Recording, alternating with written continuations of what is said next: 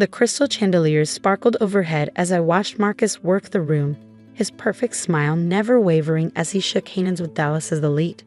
My sister's husband had always been the picture of charm, but tonight something felt off. I couldn't shake the nagging feeling in my gut as I observed him from across the ballroom. My name is Emma Chen, and at 32, I've spent the last decade working as head of security for my father's charitable foundation. The annual Winter Gala was our biggest event of the year, bringing together wealthy donors who helped fund educational programs for underprivileged kids across Texas. This year, we expected to raise over $500,000, but something about Marcus's behavior had me on edge. The way he kept glancing at the security office door, how he seemed to be timing the guards' rotations.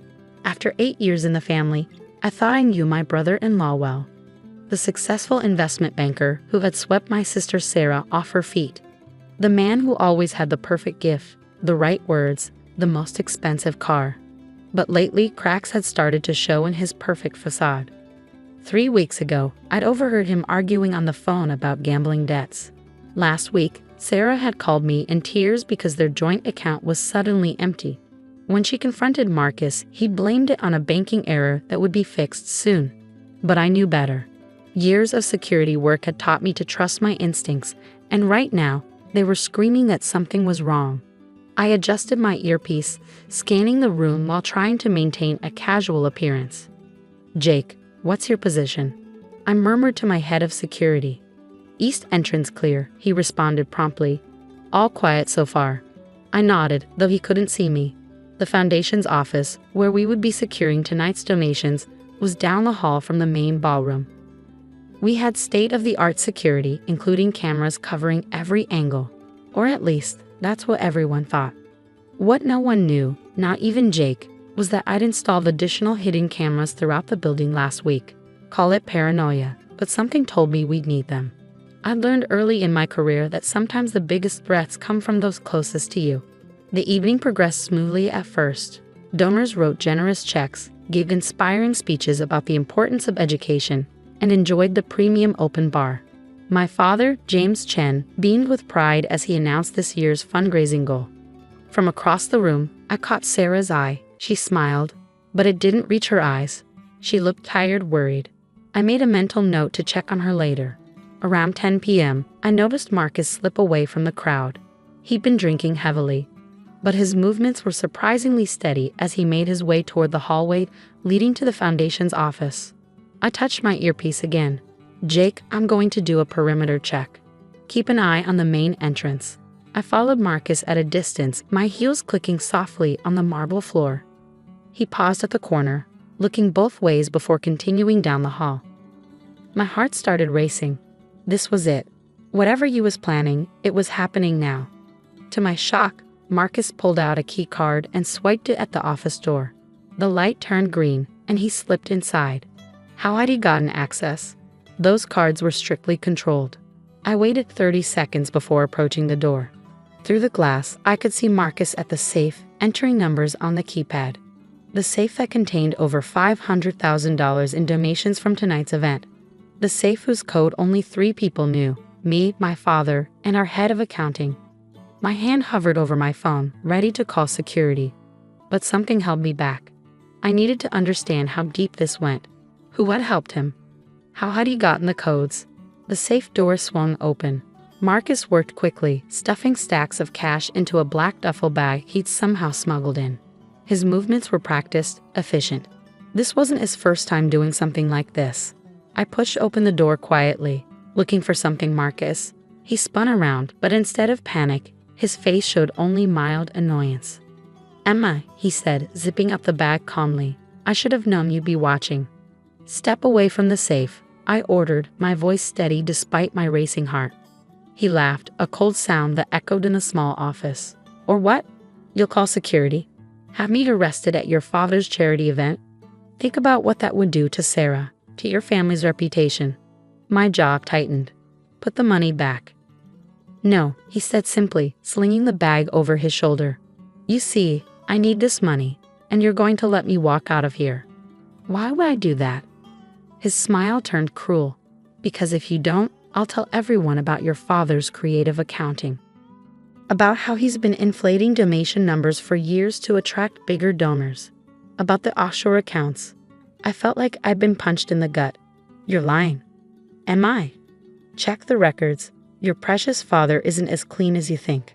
Now step aside. My mind raced. Was he bluffing? I'd never seen anything suspicious in our books, but I didn't handle the financial side directly. Could my father really be involved in something illegal? Marcus moved toward the door, still wearing that smug smile. No one will ever believe you anyway, he said as he passed me. The loving husband, the successful businessman, who would think I'd steal from charity? And if you try to prove it, I'll make sure your father's secrets come out too. I watched him walk away, my fists clenched at my sides. He thought he had won, thought he had me cornered. But Marcus had made one crucial mistake. He didn't know about my hidden cameras. I waited until his footsteps faded before pulling out my phone. With a few taps, I accessed the feed from the camera hidden in the corner of the office ceiling. The footage was crystal clear, Marcus entering the code, stealing the money, even his threat about my father. Everything. But I couldn't go to the police. Not yet. First, I needed to verify his claims about my father. If there was any truth to what Marcus said, this situation was far more complicated than simple theft. I closed the safe and left the office, my mind already forming a plan. Marcus thought he was untouchable, protected by family ties and threats of mutually assured destruction. He had no idea what was coming. Back in the ballroom, the party continued as if nothing had happened. Marcus had resumed his position by Sarah's side, laughing at something a donor was saying. Our eyes met across the room, and he raised his champagne glass in a mock toast.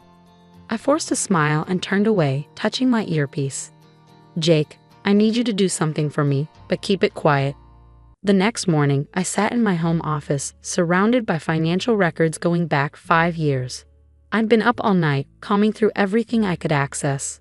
So far, I found nothing obvious, but Marcus's words kept echoing in my head. I needed to be certain. My phone buzzed, Sarah calling. I took a deep breath before answering.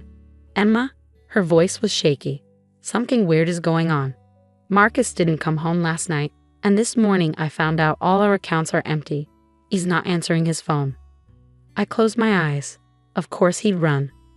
Sarah, there's something you need to know. He's gone, isn't he? She whispered. Just like Dad always said he would be. What do you mean? She let out a bitter laugh. Dad never trusted Marcus. He told me last year he suspected Marcus was embezzling from his own firm. But I didn't want to believe it. I thought Dad was just being overprotective. I sat up straighter. Sarah, what else did Dad say about Marcus? Just that he'd had him investigated when we first got engaged. That there were red flags, but I was so in love I wouldn't listen. She paused. Emma, how much did he take from the gala? $500,000, I said quietly. But that's not all. He said something about Dad, about offshore accounts. Don't, Sarah cut me off. Just don't. You don't want to pull that thread, Emma, trust me. The warning in her voice sent chills down my spine. What did my sister know that I didn't? I have to, I said firmly. This isn't just about the money anymore. If there's something going on with the foundation I need to know, then you better be prepared for what you might find, she replied. Because once you start looking, you can't unsee it. After hanging up, I stared at my computer screen, my finger hovering over the keyboard.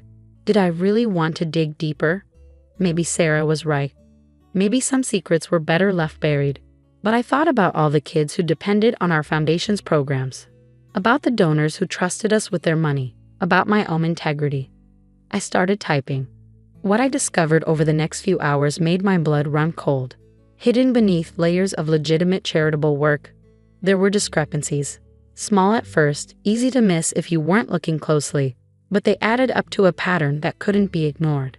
My father, the man I'd admired my whole life, had been using the foundation to hide money, not just his own, but funds from wealthy donors who needed their cash to disappear for a while. The charitable programs were real, but they were also a cover for something much darker. And Marcus had known. Somehow, he figured it out and decided to use it to his advantage. I leaned back in my chair, feeling the weight of this knowledge settle over me. I had evidence of 2 crimes now, Marcus's theft and my father's financial manipulation. The question was, what was I going to do about it? My phone buzzed again. A text from an unknown number. I know you have footage of me, but ask yourself, can you really expose me without exposing everything else?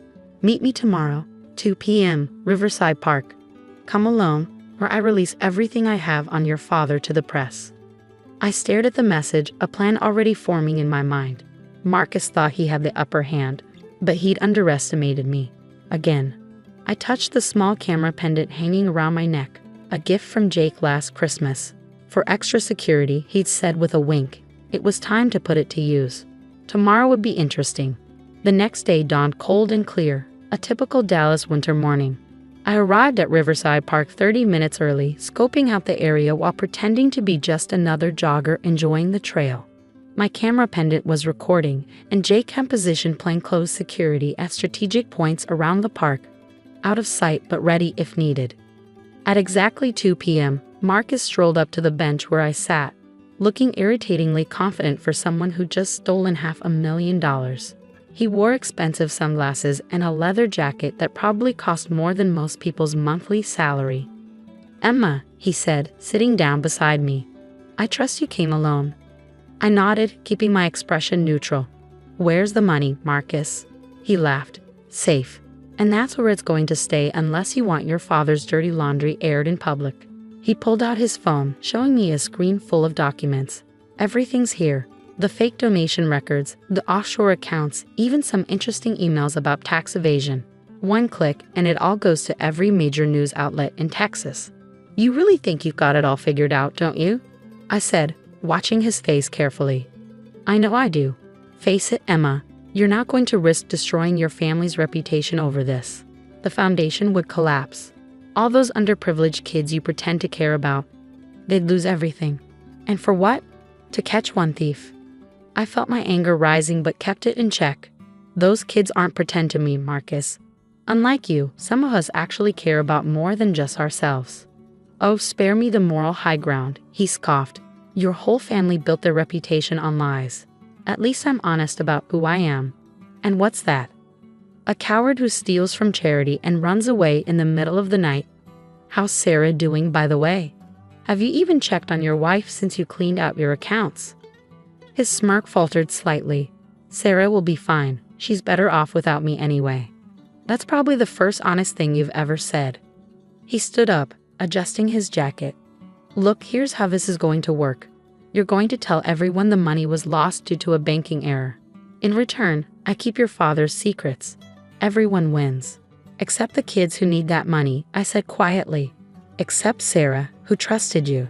Except everyone who believed in you. That's their problem, not mine. He turned to leave, then paused.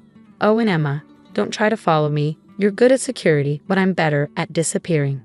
I watched him walk away, counting steps in my head. 3, 2, 1. My phone buzzed. A text from Jake. Got him. GPS tracker planted when he sat down. Want us to move in? I smiled, typing back. Not yet. Let's see where he leads us. The next 48 hours were a masterclass in patience.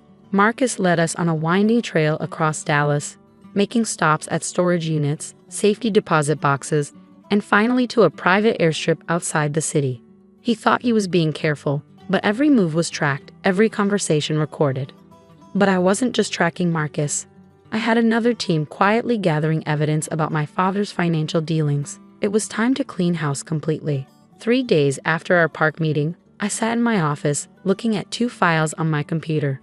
One contained everything on Marcus, the theft, the gambling debts, the evidence of previous frauds he committed. The other held proof of my father's years of financial manipulation. Sarah sat across from me, her eyes red but her voice steady. Do it, she said. All of it. Are you sure? Once I press send, there's no going back. For any of us. She reached across the desk and squeezed my hand. Unsure. It's time for the truth. All of it. I took a deep breath and clicked send. 2 emails went out simultaneously. One to the FBI's Financial Crimes Division, the other to the Texas State Attorney's Office. Within hours, everything would change. The arrests were surprisingly quiet affairs. Marcus was picked up at the airstrip just as he was about to board a private plane to Mexico. The duffel bag of stolen cash was still in his possession. My father was arrested at his office, maintaining his dignity even as the handcuffs clicked shut. The press, of course, had a field day. CHRET Foundation in SCANDAL, KF and FRAUD XPOZ. Screamed the headlines. But there was another story emerging too, one about transparency and accountability, about doing the right thing even when it hurt. Sarah and I held a press conference a week later, announcing a complete restructuring of the foundation. New board members, new oversight committees, complete transparency in all financial dealings. We would rebuild, this time on a foundation of truth. Why did you do it? A reporter asked me. Why expose your own family? I thought about Marcus's smug smile in the park, about my father's years of deception, about all the people who had been hurt by their actions. Because some things are more important than family loyalty, I replied. Sometimes doing the right thing means being willing to lose everything to protect what matters most. 6 months later, I stood in front of a classroom full of kids at one of our after-school programs. Despite the scandal, despite the upheaval, we'd managed to keep these programs running. Different donors had stepped up, impressed by our commitment to transparency and change. Miss Emma, one of the kids asked, "Is it true your brother-in-law tried to steal from us?" I nodded. Yes, but he didn't succeed. Want to know why?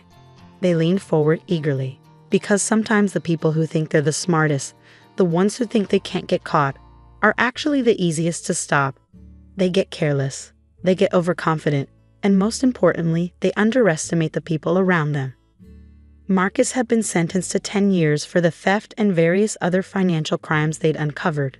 My father got 5 years, reduced in exchange for helping expose a larger network of financial fraud among Dallas's elite. Sarah filed for divorce and threw herself into helping run the foundation. She was stronger than anyone had given her credit for, including herself. As for me, I kept doing what I'd always done, protecting what mattered, just with a clearer understanding of what that really meant. That evening, as I was leaving the classroom, I found Sarah waiting in the hallway. "The new board approved our expansion proposal," she said, smiling. 3 new programs starting next month. I hugged her tightly. See, sometimes things have to fall apart before they can be rebuilt better. She pulled back, wiping away a tear. You know, when this all started, I thought losing Marcus would destroy me. I thought exposing Dad would be the end of everything. But look at us now. I looked around at the children's artwork decorating the walls, at the bright future we were building from the ashes of deceit. Yeah, I said softly. Look at us now. Later that night, I sat in my office, looking at the camera pendant that had helped expose Marcus's theft. Such a small thing to bring down such elaborate schemes. But then again, that's often how justice works, not in grand gestures, but in small, careful actions, and choices made when everything is on the line. My phone buzzed with a text from Jake. Security upgrades are complete. Nothing like this will ever happen again. I smiled, typing back, "No, it won't. But if it does, we'll be ready." Because that's the thing about people like Marcus, there's always another one waiting to try their luck. But as long as there are also people willing to stand up, to risk everything for what's right, they'll never truly win. The foundation still bears my family name, but it stands for something different now. Something true, and in the end, that's worth more than all the money Marcus tried to steal, more than all the secrets my father tried to hide. Sometimes the biggest victories come not from what we gain, but from what we're willing to lose. From the courage to say no, this isn't right, even when it costs us everything we thought we needed. I looked out my office window at the Dallas skyline, thinking about how different everything was from a year ago. How different I was. Marcus had been right about one thing. Once you start looking, he can't unsee the truth. But he'd been wronged about what that meant. Sometimes seeing clearly is exactly what we need, even when it hurts. The light on my desk blinked. Another donation coming in. Another chance to do things right. I smiled and got back to work.